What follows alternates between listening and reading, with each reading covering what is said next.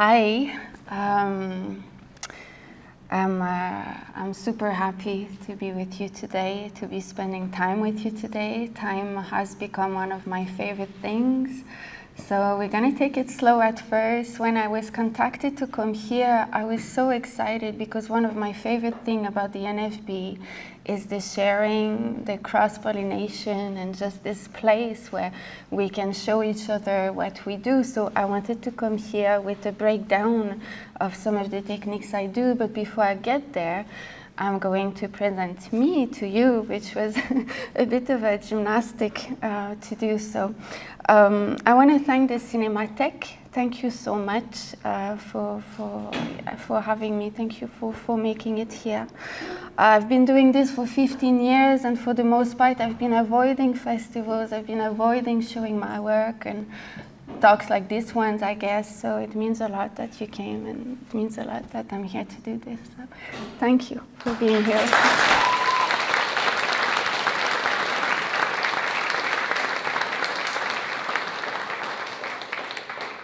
So we are in good company today in order of appearance, because I'm going to show extract. In order of appearance, these are the artists and the people that populate this talk today. They landed their unique DNA, and somehow it is with us today. I work with people a lot. It is very much at the center of the experience I long to have when it comes to art. So we will start at the beginning. I was born in unceded Tiohtià, sorry for my pronunciation, Montreal, stolen land. This is where we meet today. I'm going to do a little bit of a stretch here because I am from colonial descent. My family came here 406 years ago, I've learned. And back then you would have been shipped, motivation would have been like usual poverty. And from what I'm discovering, men would be in the military and women would be single, and you came here and you had like 10 days to marry, otherwise you would lose privilege, or 15 days to marry, otherwise you would lose privilege. So what I've been thinking a lot about is what we came with, and we came with total monarchy, which kind of transmuted into Victorianism. And when I research Victorian values, I don't see a lot of amendment. And the good news is that it's surely not the only system out there. So decolonization is a beautiful thing. It's a way to discover how we can go forward outside of patriarchy and capitalism. So by way of land acknowledgement, I just wanted to share this bit of story because we're going to start with family. So this is me, age unknown, enjoying light. This is a collage I made when I was 4 years old. This is mom, as young as ever. This is dad, very young too. This is inside a book that belonged to me and my dad. So I'm 5 years old and my dad is 29. I really like the layout. I really like my use of stain. And I like to believe that I asked my dad to write my name in pretty in red. This is 20 years later. I write my name, or I write pretty much the same, I guess. This is one of my grandma with my cousins that came before me. This is a portrait of my grandma I drew the day she passed away. I was in a class, I was taking a lot of art class at the community center, and we were doing portraits, and somehow I ended up drawing a portrait, and when I realized what I was doing, I knew that she had passed, and she had. So I probably drew it the minute she departed. So when she died, I learned that she dreamt of being a ballerina. And this is her, but this is also her. This is Florette, my other grandma. This is a character inspired by both of them, but it is really me. Here I don't know if I should get in yet. This is also me. Here I am dreaming of something I've long forgotten. I am probably dreaming of the forest, but I live in a house where in the privacy of my solitude, I waste my time the way I feel like it. This is very important to me. I love these moments of silly communions as a base for art making, the things we do when we are alone. I've always been attracted by invisible pivotal moments. There are storylines that are not visible to the eyes, but they are very much internal happenings. So my most dramatic experiences would be invisible. It's like with animation, I'm wondering, I search a lot to take the inner spaces and to express them outwards. And I find that generating special effects serves that purpose. It creates tension between the ordinary and the extraordinary, and it gives a body to the things that have no words. Talking about wasting time or spending time in solitude, Beautiful Like Elsewhere takes this concept of solitary leisure and the sublimation of the unseen to another level by me. Here we are at the end of the world, and a nurse enjoys a dance and a smoke. We have the fragility of an apocalypse approaching and the certainty that life will be interrupted, but we don't panic. So we're going to have a look. This is an extract.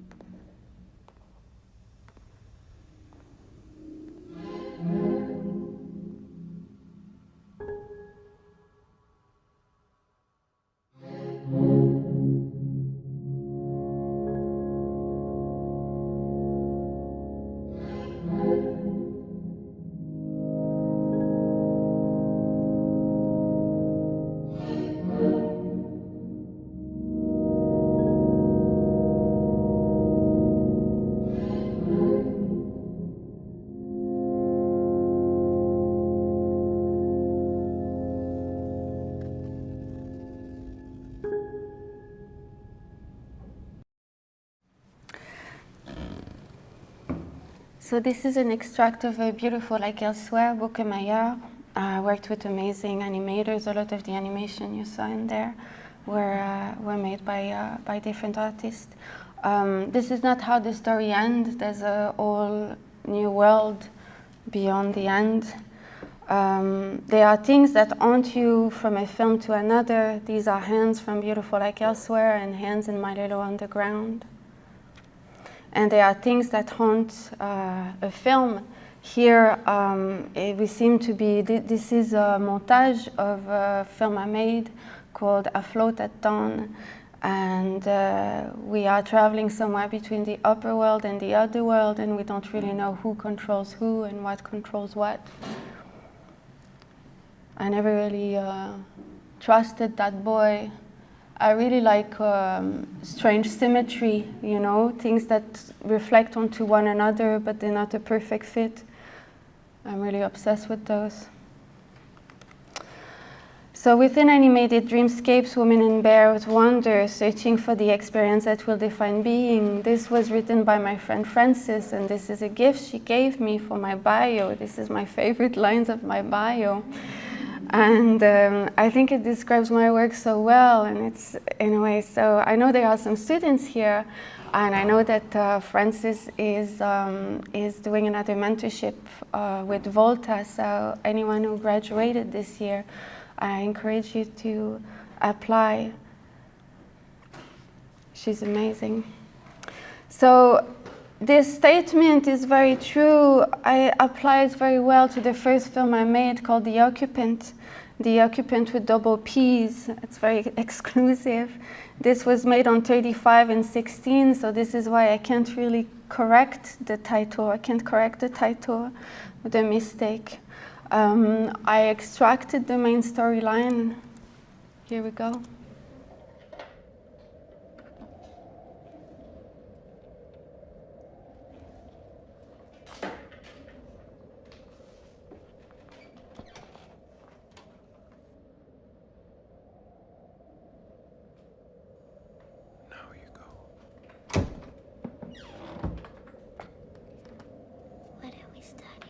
One, never a ship sails out of the bay.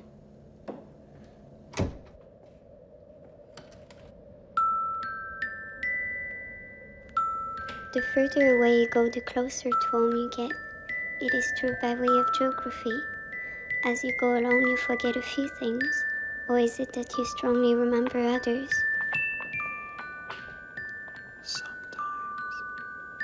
Sometimes I talk to the ghosts. To the ones that stayed and the one that goes.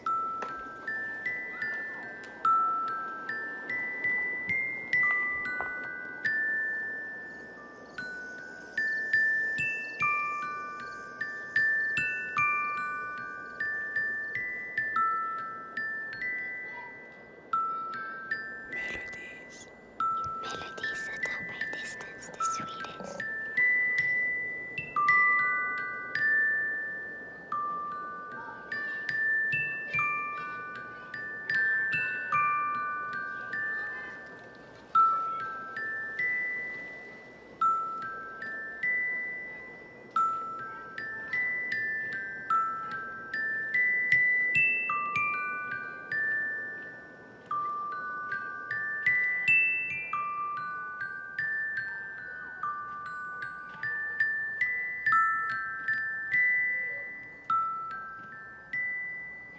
Soon everything gets narrowed down, and you know that what you saw is only what you noticed.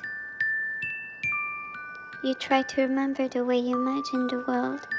You had stayed awake all this time and now wondered, have I cared for all I could see? Will I always be this lonely?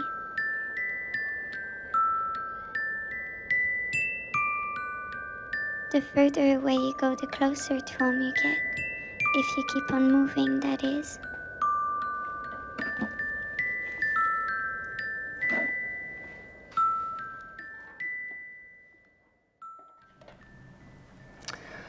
So years later, I would do My Little Underground at the NFB, which addresses the same problematic somehow.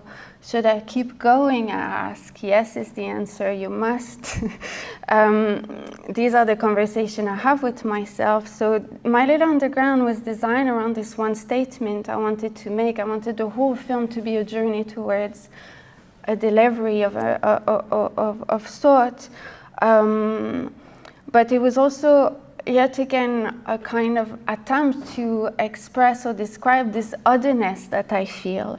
And there is so much self-censorship going into making this film. It pains me to watch it, so I prepared something. It's no one's fault. It's really, I could talk about it if there are questions about it, but I won't volunteer. I won't volunteer too much right this second.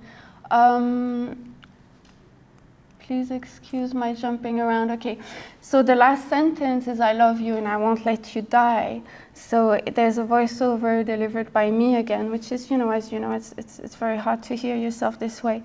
So once in a while I get correspondence for someone who caught something profoundly affecting in that film. And this is always a pleasure, and it's like I know, I know what I put it there. I do films or whatever I do it for a non-descriptive audience, but I do have an audience in mind, and I guess that very precise audience is me. And I think there's a way to be as universal as one can be, and is to be as personal as one can be. And I know this is we might disagree on this one. But so what I did is I made another 4 square for my little underground, and I'm letting it play on the opening of the film, even on the NFB logo.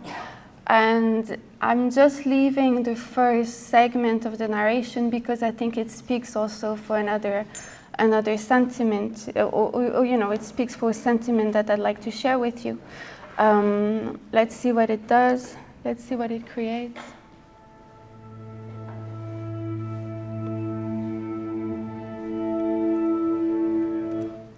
I'm showing you the wrong one. I'm showing you the one I'm trying to censor, the same way I tried to censor myself when I was doing it. We'll let this one go.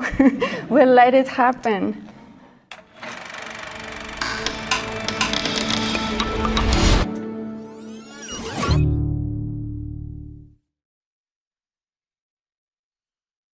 We begin in darkness.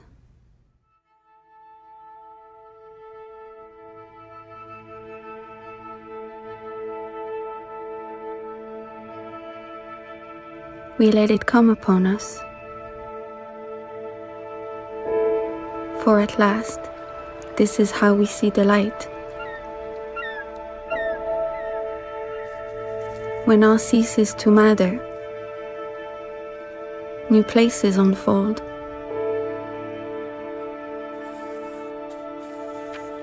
Simple,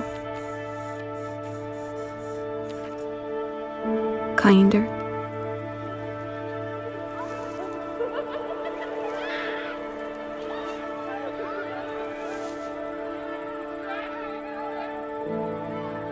Soon you will belong.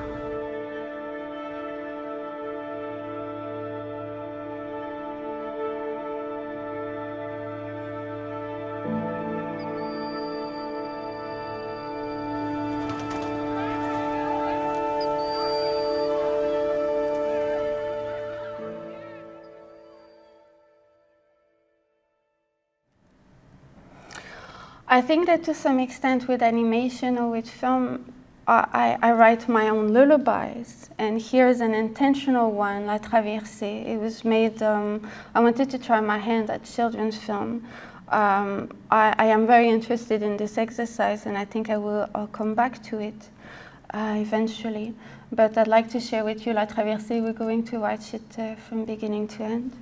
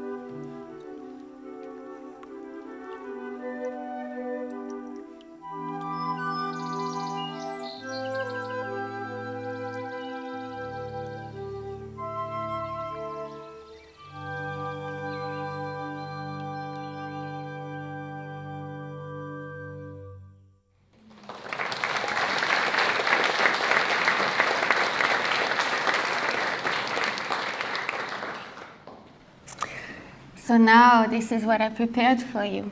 So we're going to be moving on my presentation, which I titled The Light Language. So in trying to conceptualize how I'm going to do this, I had to find the point of departure. And the point where it all starts for me, it's definitely light. So here we have a common light table. It's a neon light table. I will ask you to notice two things in that picture. There is a photo, like an image of a magazine here, like a old National Geographic, if you will, and a case, a cell phone case on the other side. So this is the light table with nothing on it. The beautiful thing about neon is that when you take a picture of it, it will emanate different colors. So when you take a picture of your animation, it will flicker these beautiful hues of yellows and pink and blues. And it's very rich to start with. I really love it. LED will not do that, but neon will do that. So here's the picture I ask you to notice. It is on the light table, so we can see the back and the front at once. And I find that these spaces where, these nebulous spaces are very evocative. When we can't really tell exactly what's going on, we inject ourselves into them. So I think this is how you create a dream. And this is the end of Beautiful Like Elsewhere. I was telling you earlier, this is not how the movie ends, but this is how the movie ends. So I took this image and I took the people away and I put my characters in them. So I create backgrounds very much by process of photography, by photography process. Here's a drawing for a film I'm going to show you called Breakfast. We've seen a little bit of Bear thus far. But this is with a bottom light and with a top light, so you can tell that the image on the left is very textured and very rich. When I animate on paper and I make a mistake, I don't bother with, taking a new paper. I do like a epilation, when you anyway, I'm going to explain what I do. I take a tape and I stick it on my mistake and I rip it off a little bit like you would with, with the hair on your leg.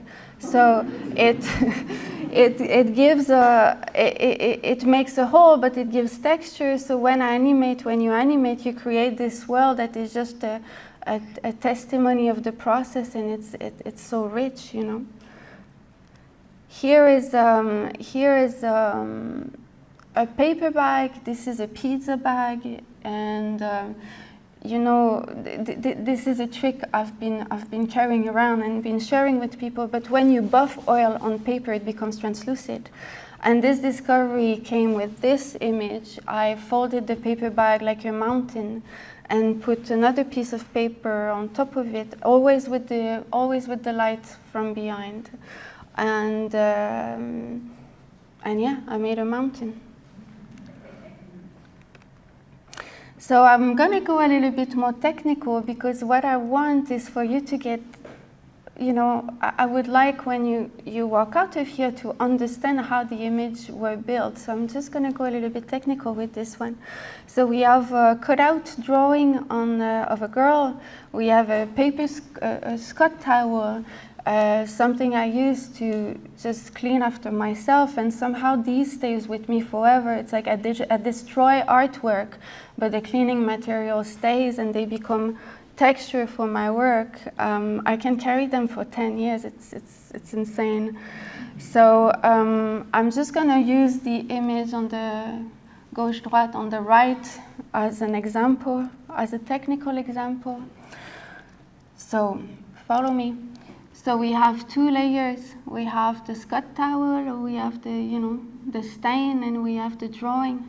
So what I do is I go through the blending mode. Usually I go through them faster than this, but I use the shortcut. And when something interesting appears, I leave it there.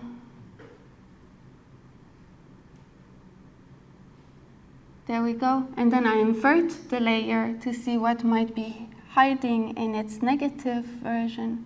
So I do the same thing. But I really hypnotize myself with it. I do it so fast and I can do it for minutes, you know. And something will pop up. I will know that there's a zone in the drawing, or there's something in this drawing that has a universe within it, right? So, voila.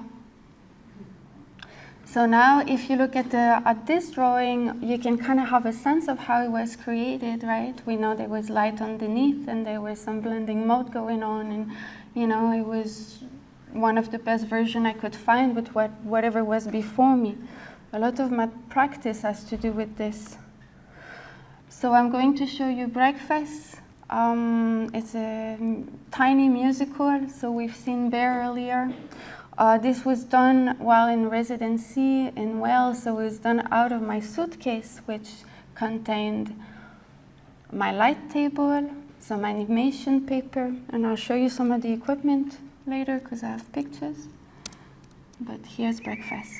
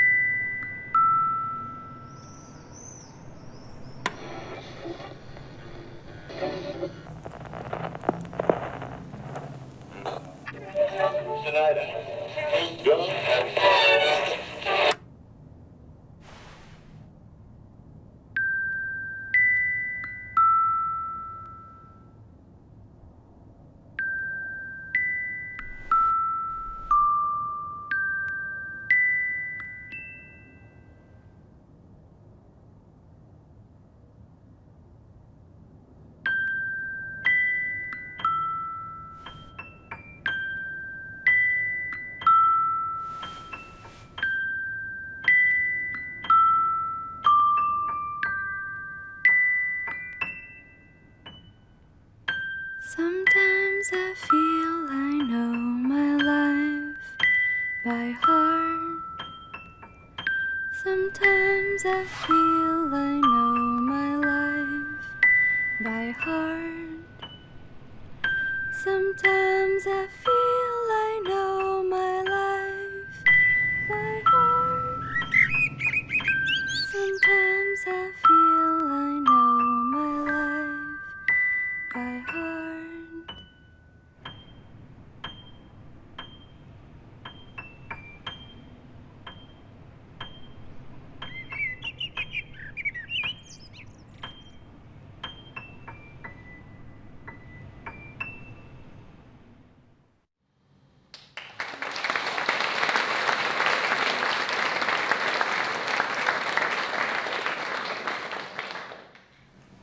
I want to mention that the films that I'm showing, my independent work, did benefit from the Filmmaker Assistance Program at the NFB, and I'm always plugging it.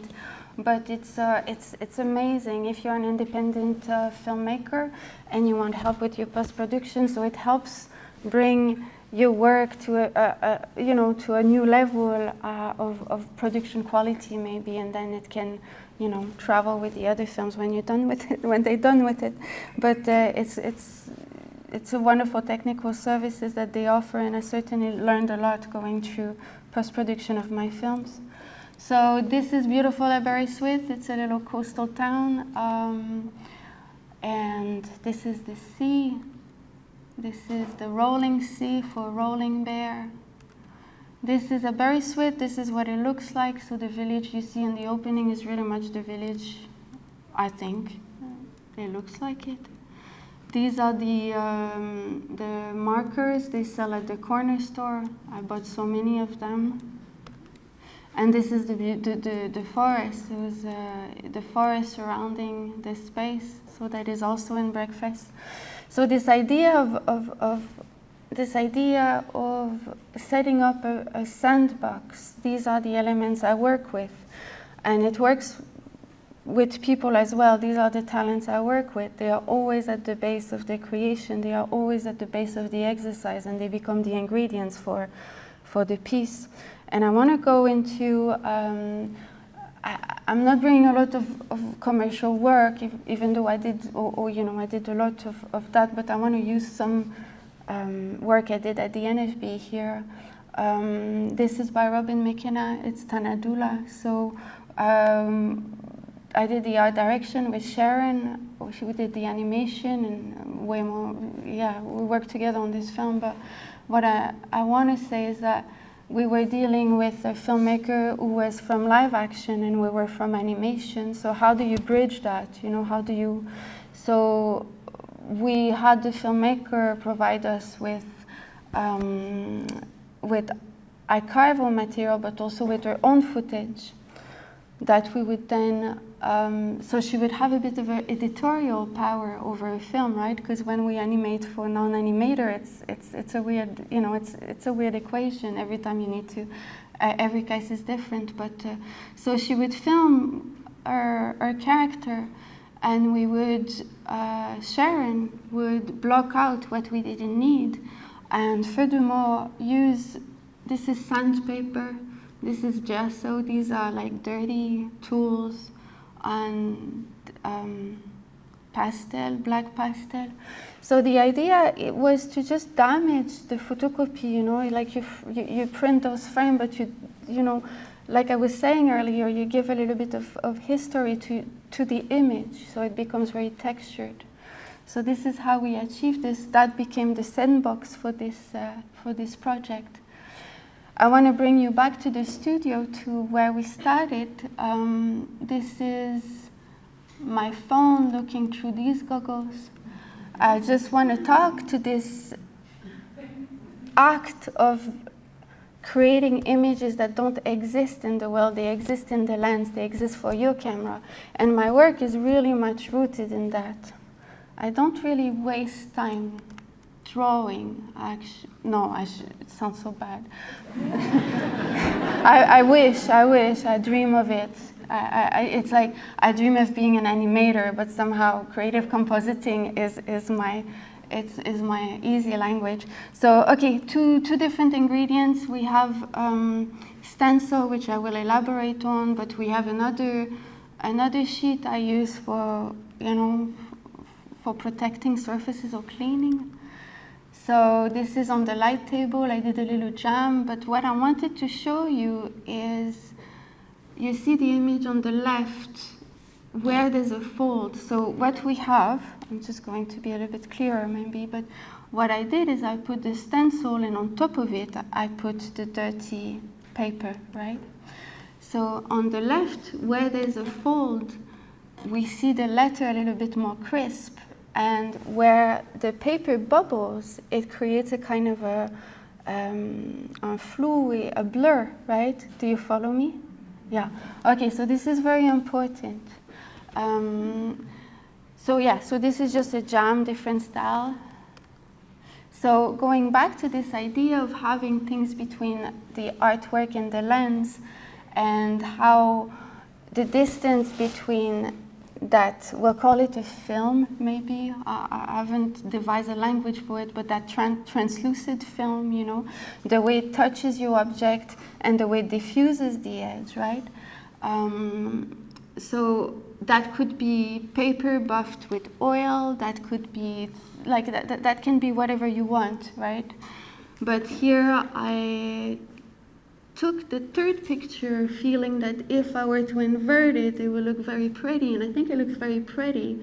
And if I were to develop something out of that last image, I would use the little speck of light as inspiration to do maybe like a swirling pattern around, right? So you don't really need to know where you're going. You just let your stuff tell you what's magical about it. This idea of having a filter between the artwork and the lens is very much at the base of Hedgehog's home. So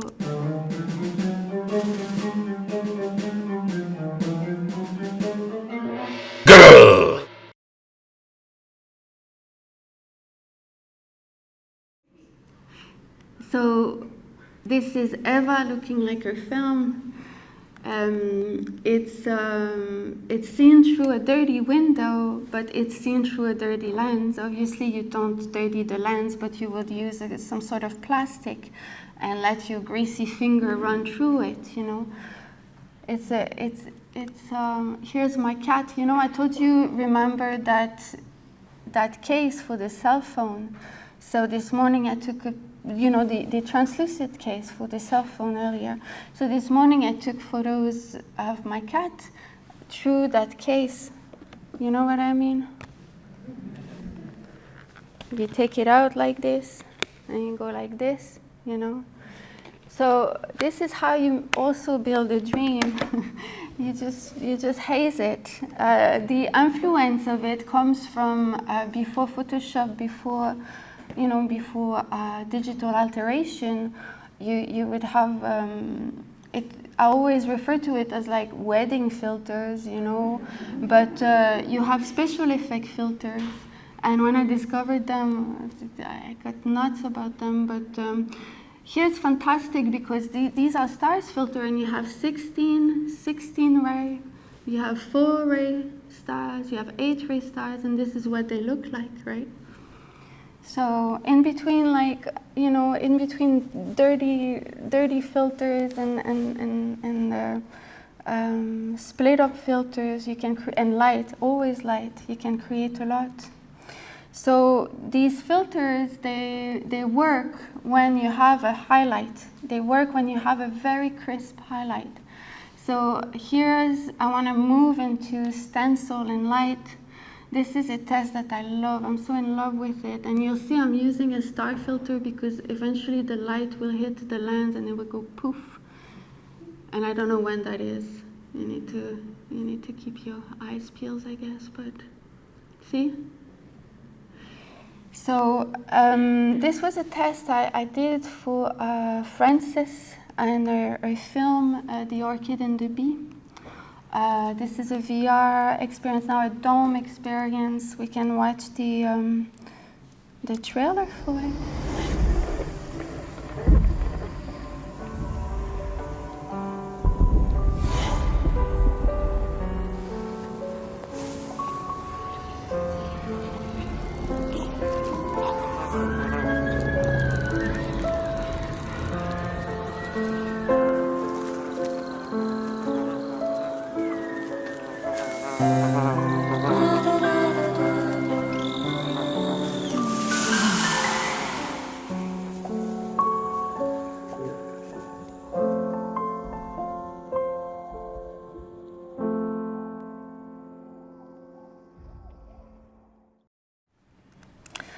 So these sculptures were made of latex, and these are close-ups of these are details of jellyfish. And they were like the design you see, and just the way everything runs like veins. They were the inspiration for the design of the backdrops, the luminous backdrop. So I wanted to show you how those backdrops were made. So there's a couple of steps, but here I'm showing it from my studio. So what I'm doing is I'm superimposing two stencils that I run on top of another. So usually I would capture this frame by frame. Here I'm doing it à main levée, I'm doing it just like, so it shakes and everything, but you'll get the idea when it's over. So there's no filter. This is just my cell phone being dirty again.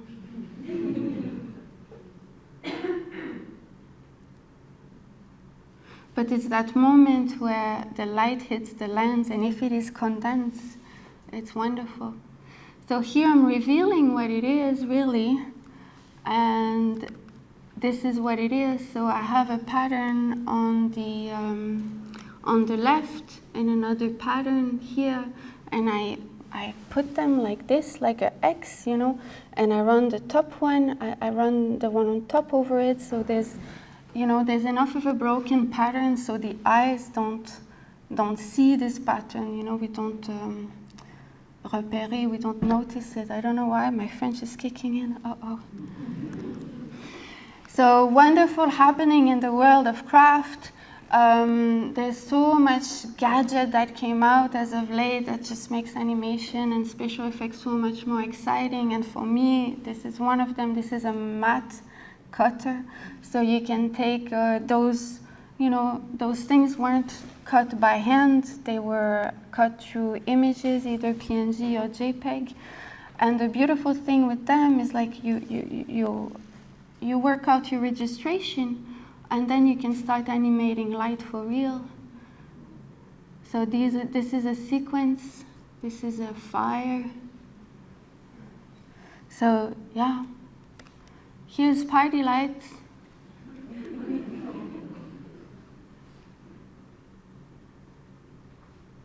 I would go to this place, people of the NFB, you must remember this place, it was on Crémazie. So they rent party equipment, so these lights I showed you were me renting equipment and filming the light, but you should protect your eyes when you do it, it's really bad. Like I thought I'd burn my eyes one evening, I was so worried for myself. It was just so beautiful, but you shouldn't look through the lens while you do it. So, but you know, for $15 they would lend me something for, you know, you don't need anything fancy. You can also rent fog machine and play with that. So I want to talk, like I'm coming to the end, and now I want to move to present time, and I haven't a lot of practice talking about this, so we'll see what happens.